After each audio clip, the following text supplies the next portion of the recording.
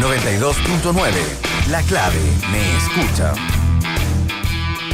Bueno, aquí esto que viene ahora es muy importante porque son personas que han sido comentaristas nuestros desde hace largo tiempo y están ahora en esta tarea, tanto Alberto Mayol como Raúl Sor, de hacer comprender la guerra entre Rusia y Ucrania, qué está en juego en este conflicto que remece al mundo, y todo esto en el marco de la Facultad de la Cosa Nostra, donde no solamente están ellos dos, sino que además está la polaca Beata Bonia, el inglés John Carlin, los españoles Jorge Tamames y José María Faraldo. Así es que, gracias a Alberto Mayol, ¿cómo estás? ¿Qué tal, Fernando? ¿Cómo estás? Y Raúl Sor, ¿qué tal? ¿Cómo estás tú? Hola, viejo, muy bien. A ti te Hola, veo, Alberto. Te veo más seguido. ¿Qué tal, Raúl? Sí. Oye, a ver, primero que nada,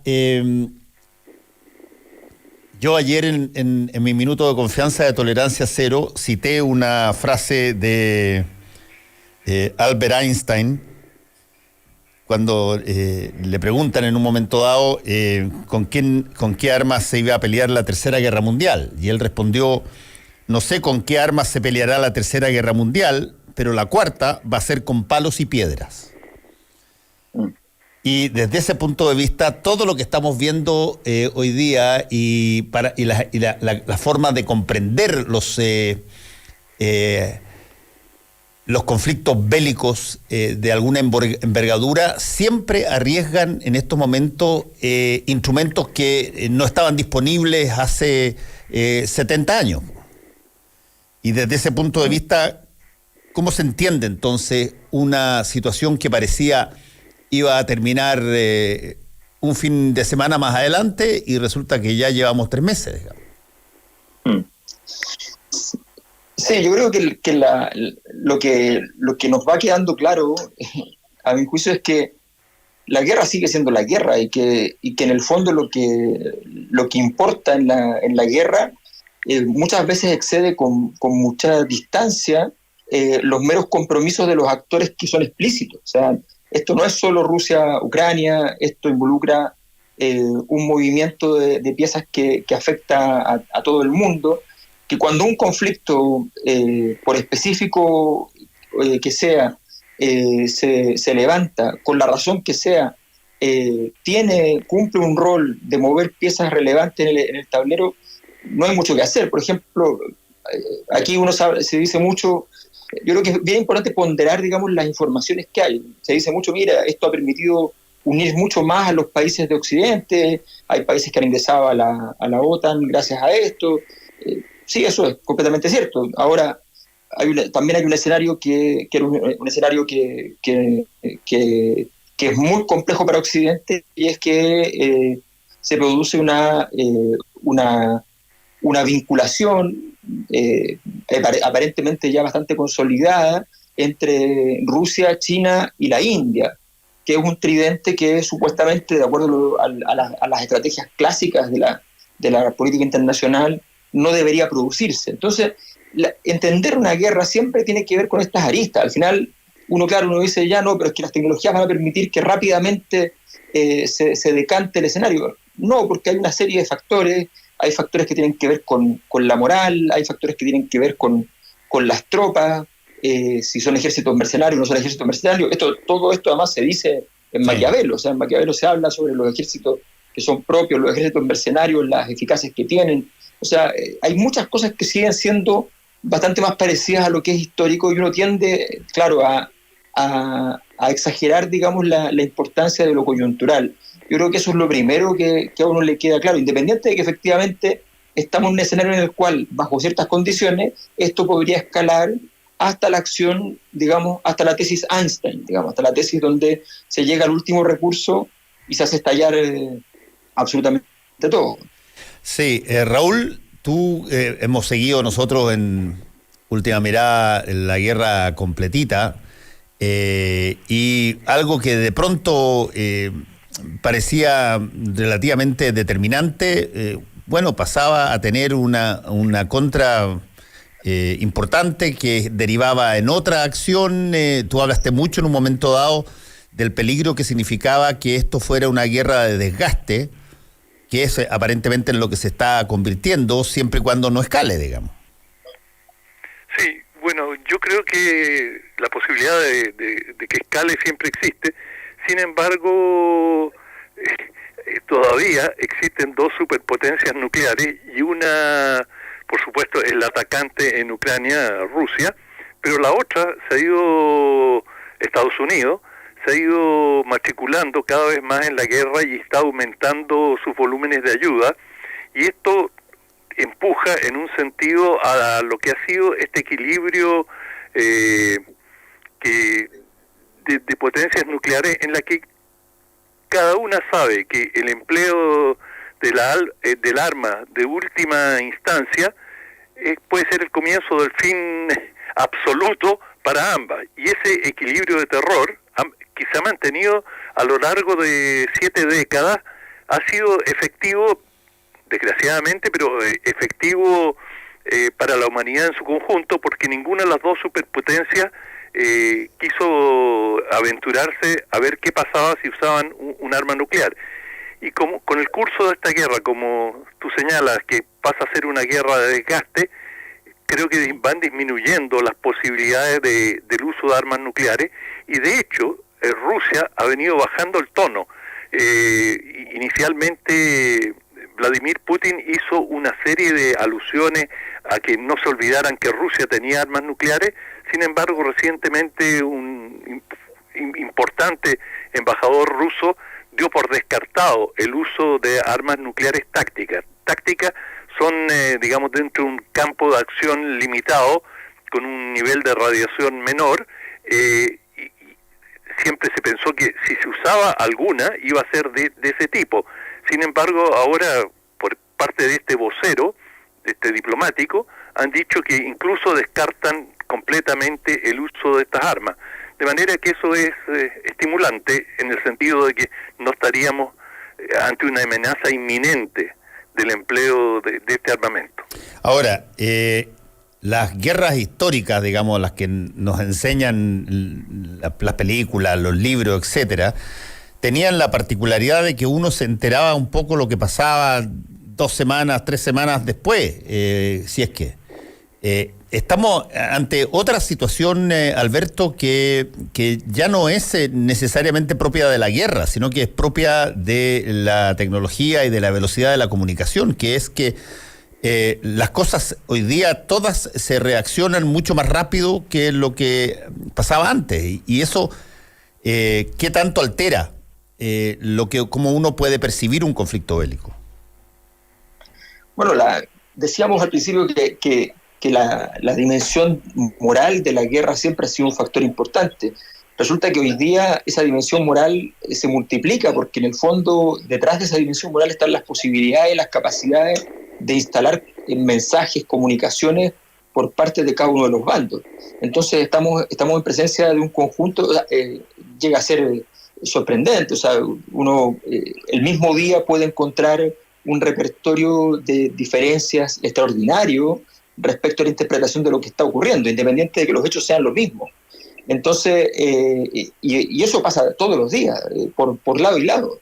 Entonces, creo que eso nos plantea un desafío muy relevante, que justamente radica en el espacio interpretativo. O sea, la gracia de la problemática que estamos viviendo es que el grueso de lo que significan los próximos años, de lo que significa lo que va a ir pasando, está en entender cuál es el nivel de alcance de este hecho. O sea, podemos pensarlo efectivamente como, por ejemplo, no es lo mismo pensar que sea la última forma de conflicto al estilo siglo XX, ¿ya?, con los actores del siglo XX, o que sea una nueva forma de conflicto donde aparecen supuestamente los actores preferentes del siglo XX, pero que en el fondo detrás de eso se mueve otro escenario. Como es la tesis de quienes piensan que el rol de China en medio de este conflicto es particularmente relevante.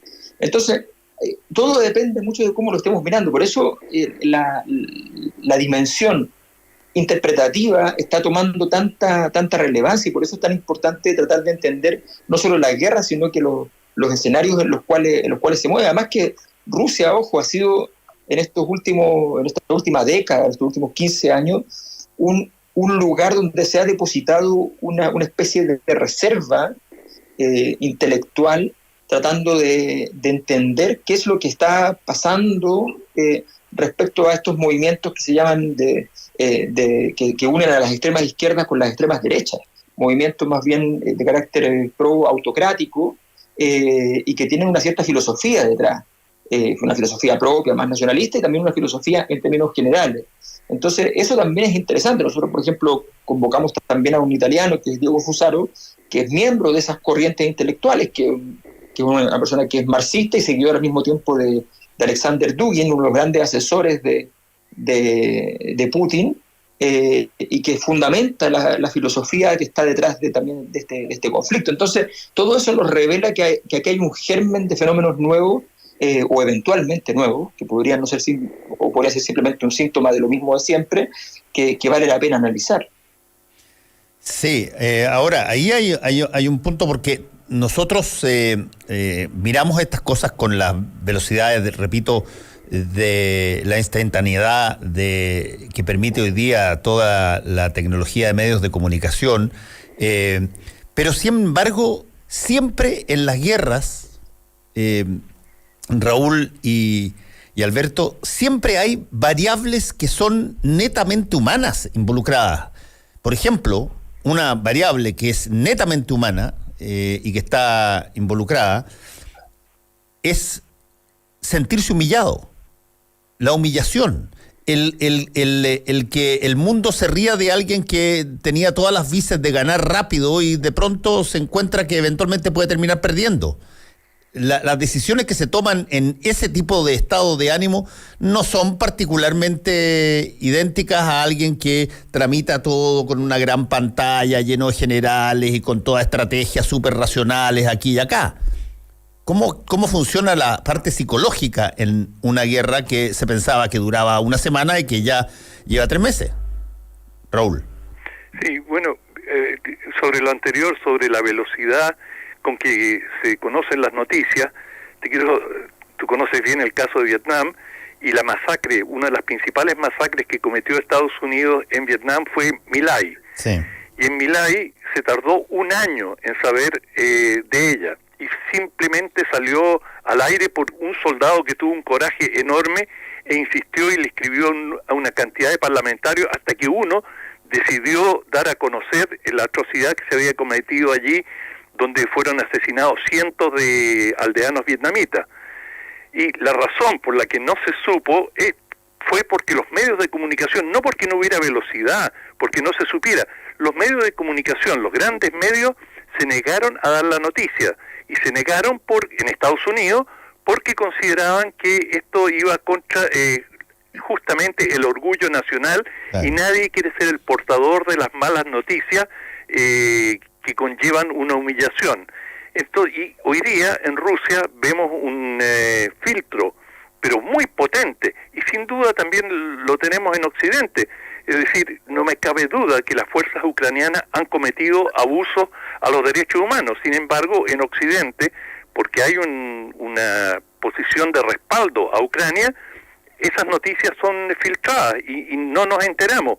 Por cierto, en Rusia no se enteran de casi nada de los abusos que comete su propio ejército, porque está filtrado. Por lo tanto, más que la distancia, más que las dificultades técnicas, el gran problema para conocer la verdad en situaciones de guerra es la censura. Ahora, ¿cómo van a reaccionar los distintos actores en esta situación? Yo creo que Putin tiene su cabeza puesta en la guillotina. Es decir, si Rusia termina humillada, como señalas, y se tiene que retirar, como le ocurrió en Afganistán. Claro. Bueno, Afganistán fue el preludio de la caída de la Unión Soviética. Hoy día, una derrota frente a Ucrania para Rusia podría ser el comienzo del fin de Putin. Puede ser. Sí. Ya, Alberto. Sí. Sí, lo que pasa es que, fíjate que la palabra clave que tú dices ahí, que es humillación, es muy importante. En política, la humillación es una energía inmanejable. Objetivamente, es muy difícil hacerse cargo de una situación en la cual uno de los actores se encuentra humillado. Ese es un dilema que hoy día está planteándole Europa a Estados Unidos. O sea, lo que se ha filtrado respecto a las discusiones diplomáticas es que Europa estaría por una salida en la cual se le deje, entre comillas, ganar por un gol a Rusia, ¿no? Entendiendo, asumiendo que el costo de la guerra va a ser un costo relevante desde el punto de vista de que hay una alta probabilidad de que Ucrania quede un poco o mucho balcanizada, ¿no? O sea, dividida en fragmentos que eventualmente queden para distintas condiciones. Entonces, en medio de eso, porque van a haber grupos que van a decir vamos a hacer una república independiente, prorrusa probablemente, otros sectores que eventualmente podrían incluso quedar en manos directamente rusas, pero lo que dice Europa le dice a Estados Unidos, que Estados Unidos no está convencido de eso, está convencido de la posibilidad efectivamente de ir a ganar la guerra, aunque sea también por un gol. Lo que le dicen es, bueno, pero tenemos que dejarle una salida al rival, porque si el rival no se encuentra con una mínima satisfacción, sabiendo que tiene efectivamente armas de mucho más poderío, puede entrar a jugar con esas armas y nos puede generar un escenario de mayor beligerancia. Entonces, hay todo un problema de que efectivamente cómo se va a manejar la humillación de unos y de otros, y la humillación también del pueblo ucraniano, refugiado, que significaría, y significa ya, y va a significar eventualmente muchísimo más, una gran ola de migración forzada de la que Europa tendrá que hacerse cargo, porque en el fondo éticamente ha estado sobre el apoyo a Ucrania por completo. Entonces es toda una problemática muchísimo más compleja, en la cual, claro, lo que se juega en términos de la humillación para los distintos actores, para separar los actores, son Rusia, Estados Unidos, Europa, ¿ya? Porque la OTAN en ese sentido es distinta, estar lejos o estar cerca, y también, por supuesto, Ucrania. Sí. Bueno, esos factores que de alguna manera son más emotivos que estratégicos, racionales y qué sé yo, que funcionan casi como el conductismo, digamos, a un estímulo, un determinado reflejo, bueno, pueden ser parte muy consustancial de cómo terminan las guerras. Y desde ese punto de vista, el que de pronto, cuando llevábamos un mes y medio, como dijo Raúl y recordó Raúl, empezara Putin a recordar que tenía armas disuasivas nucleares, ¿qué significa eso? Si no significa, oye, estoy tratando de meter una variable nueva acá que se llama no me hagan, qué sé yo, no me humillen tanto como para que tenga que usar otros métodos a los actuales, digamos. Raúl. Sí, bueno, el tema es que Estados Unidos tiene muchas armas nucleares y Putin puede amenazar con utilizarlas, pero esa ha sido la realidad en la que hemos vivido desde la Segunda Guerra Mundial. Y finalmente en situaciones tan dramáticas como nuevamente en Vietnam, donde Estados Unidos sufrió una humillación enorme y tuvo que escapar en helicóptero, digamos, en los últimos días en un caos absoluto, o en Afganistán vimos, digamos, cómo la gente se colgaba de los aviones y caían, y sin embargo las potencias se comen esos sapos enormes, derrotas humillantes, que los dejan al desnudo internacionalmente en cuanto a su poderío militar y su incapacidad de conducción en los conflictos. Y lo mismo le ocurrió a Rusia cuando tuvo que salir de Afganistán.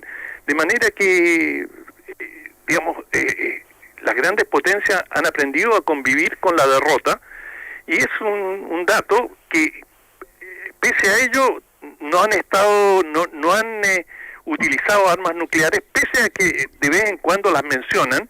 Pero yo creo firmemente de que no va a haber, esto no va a desbordar a ese nivel, y que en definitiva Rusia se va a comer va a tener que aceptar una derrota, no absoluta, es decir, no va a ser como en en el conflicto de Afganistán, en que se tuvieron que retirar en condiciones bastante penosas, y a lo mejor pueden obtener algo de territorio en Ucrania, pero el proyecto de o la idea que tenía Putin de incorporar Ucrania a una gran Rusia, bueno, eso ya desapareció y no va a ocurrir, y desde ese punto de vista es una derrota, porque finalmente que se diga que Ucrania Ucrania acepte no ingresar a la OTAN, que era, digamos, la reivindicación primera de Rusia. Bueno, hace tiempo que Ucrania concedió de que no iba a entrar a la OTAN y que está bien, dejémoslo ahí. Por lo tanto, yo creo que podrían llegar a un acuerdo de paz simplemente cuando crean que ya no tiene más sentido seguir luchando. Y creo que no está tan distante ese objetivo, es decir, esa situación en que finalmente pueden seguir luchando, pero nada va a cambiar sustancialmente, especialmente desde que Ucrania está recibiendo una inyección formidable de recursos de Europa y Estados Unidos. Por lo tanto, esta situación termina en una suma cero. Oye, ahí hay un punto bien interesante. Tú hablaste de una suma cero. Desde ese punto de vista, Alberto, suma cero significa de que básicamente las cosas terminan siendo neteadas, es decir, alguien pierde y otro gana en la pasada. ¿Quiénes ganan acá? Bueno, nosotros nos subió el precio del cobre, sin duda, pero bueno, que suba el precio del cobre no significa necesariamente que todo Chile tiene que hacerle pullas y vivas a que continúe la guerra, digamos. Sí, mira, lo que pasa es lo siguiente. Lo más decisivo de un proceso político ocurre de manera un poco más lenta que los grandes hechos políticos y tiene que ver con la consolidación de ciertos sistemas de valores, ¿no? O sea, detrás de todas las cosas más claramente importantes como la economía y la política, hay algo que se mueve que tiene que ver con los principios civilizatorios y los valores que las comunidades aceptan para sí y que pueden defender. Digamos que son dioses que pueden defender adecuadamente. En ese contexto, el gran problema para Occidente, se gana o se pierda la guerra desde el punto de vista de Occidente, en este caso defendiendo a Ucrania, el problema fundamental es que hay dos grandes convicciones que se revelan, dos convicciones de época de Occidente, que se revelan fracasadas en este proceso. Una es la convicción de que el libre comercio y la democracia eran valores tan importantes que se iban a imponer sobre todo proyecto autocrático, dictatorial, en fin. Eso se está revelando evidentemente falso porque han surgido incluso muchas figuras que están en condiciones de ganar elecciones con reivindicaciones de valores autocráticos. Y en segundo lugar, mucho más intenso en este caso, porque es algo que no se había visto antes, es la idea de que estábamos convencidos como Occidente de que el desarrollo de la globalización era tan conveniente para todas las partes en términos económicos que nadie iba a estar dispuesto a entrar a una guerra. Eso era una convicción del proceso de globalización, la idea de que la guerra estaba lejos. Y de pronto nos encontramos con que la guerra se está produciendo a pesar de los intereses políticos y económicos de muchos de los actores, de los grandes riesgos que supone la guerra para todos los que están entrando. Y por tanto hay una dificultad enorme. Probablemente el único que puede estar mirando esto desde un punto de vista, igual con resguardos y todo, pero con una posibilidad de crecimiento, es alguien que no está muy metido en la guerra, que formalmente se ha señalado por un lado neutro, dispuesto a mediar incluso, pero por otro lado ha dicho y ha afirmado alguna cosa en febrero, justo antes de la guerra, que es China con Rusia. Es posible perfectamente que China encuentre un escenario en el cual pueda desplegar mayor nivel de influencia. Pero en general, las posibilidades todavía de los actores que están más álgidamente en la guerra, no está para nada claro quién puede ganar, y puede ocurrir, efectivamente, que estemos más bien en un escenario de suma cero. Bueno, desde ese punto de vista, cada vez que hay conflictos bélicos de esta envergadura, Raúl y Alberto, de alguna manera se testean los mecanismos internacionales de colaboración, cooperación, complementación, los diseños de enfrentamiento de situaciones, qué sé yo, que nos afectan en general, tanto medioambientales, pero todo el sistema internacional, se estresa de alguna manera. Y en el caso de esta guerra, mencionó Raúl, se inició con un intento de ingresar a uno de estos organizaciones como era la OTAN. Impulsó esto a rapidito andar que otros 2 países, Finlandia y Suecia, lo hicieran. ¿Cómo funciona esta mirada de organismos que han sido creados para unir países detrás de una causa común a la hora de este tipo de conflicto, Raúl? Bueno, déjame recordar que a Fukuyama, que escribió su famoso libro El fin de la historia, y el fin de la historia quería decir el fin de los conflictos. Con la caída de la Unión Soviética, Fukuyama pensó que habíamos llegado a una era de armonía en que se imponía el sistema capitalista y que íbamos a ir a un desarrollo relativamente armónico entre las naciones. Bueno, ya sabemos cuán errado estuvo. Pero independiente de eso, el problema cuando uno menciona organizaciones internacionales y específicamente alianzas militares, las alianzas militares tienen una gran virtud para los miembros. Como señala la OTAN, si atacan a uno de sus asociados, que de los 30 países que la integran, los 30 entran en guerra contra el agresor. Y esa fue una de las cosas que asustó a Rusia, que si Ucrania entraba a la OTAN, cualquier conflicto con Ucrania en el futuro, se iba a enfrentar directamente con la OTAN.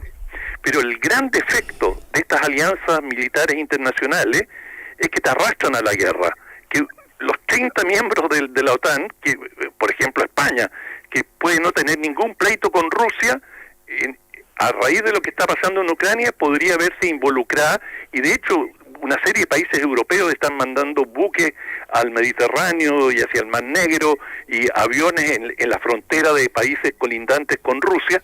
Bueno, así pasó en la Segunda Guerra Mundial. Una serie de alianzas obligaron a los países, a los aliados, a entrar en conflicto luego por Polonia, y a la vez los países del eje se asociaron con Alemania, y tú terminas involucrado en una guerra en la que no necesariamente está en tu interés nacional directo. Entonces, esto de entrar a alianzas y participar en ellas es un tema muy, muy complejo. Oye, de manera que uno no sabe dónde conduce esto en definitiva. Sí, antes de terminar, Alberto, ¿cómo ha andado el seminario y cómo vienen los próximos? Dámelo en un minuto, sí.